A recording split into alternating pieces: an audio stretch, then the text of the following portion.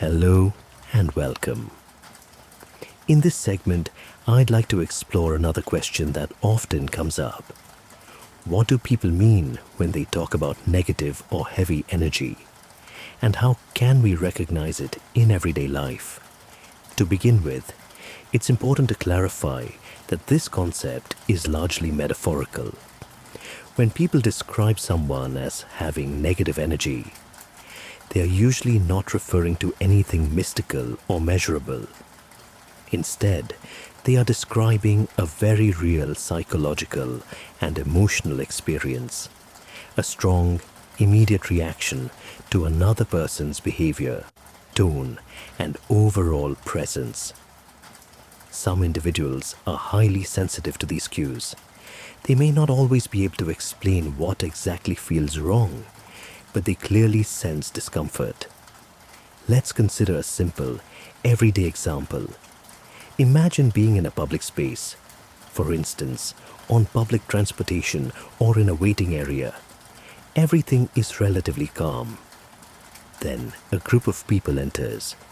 They may be loud, disorganized, or behaving in a way that feels chaotic.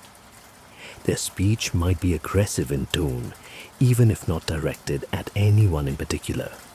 Their behavior may seem careless or intrusive.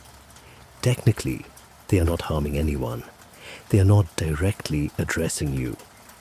And yet, the atmosphere changes almost immediately. People around them begin to shift away, creating distance if possible. There is a subtle but noticeable sense of tension. What is being perceived here is not energy in a literal sense, but a combination of signals, tone of voice, body language, level of self-control, emotional state, respect, or lack of it for shared space. Our brains are highly attuned to these signals. Often we process them faster than we can consciously analyze them. In some cases, this reaction can be quite strong.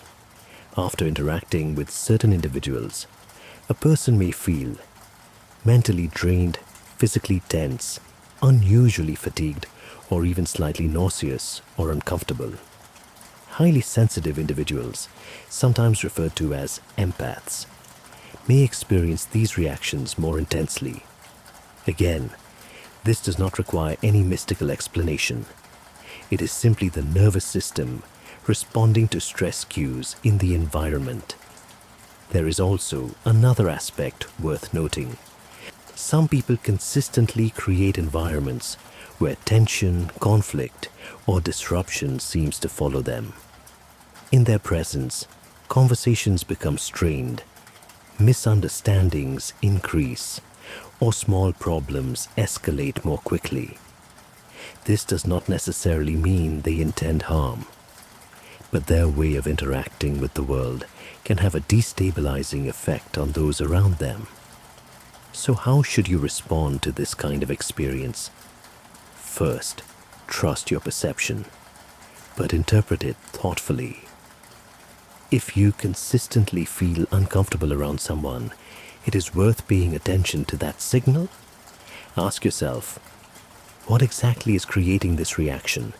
Is it their tone, behavior, or boundaries? Do I feel respected in this interaction? Second, take practical steps to protect your well-being. Sometimes, something as simple as stepping away, getting fresh air, or taking a break from the interaction can quickly restore a sense of balance. If ongoing contact is necessary, for example, in a work environment, it can be helpful to keep communication more structured and limited to what is required. Politeness and professionalism are usually sufficient. There is no need to engage more deeply than necessary. And finally, there is a simple but important principle. Not every uncomfortable feeling needs to be ignored or explained away. Sometimes it is simply information. Your mind and body are responding to signals in your environment.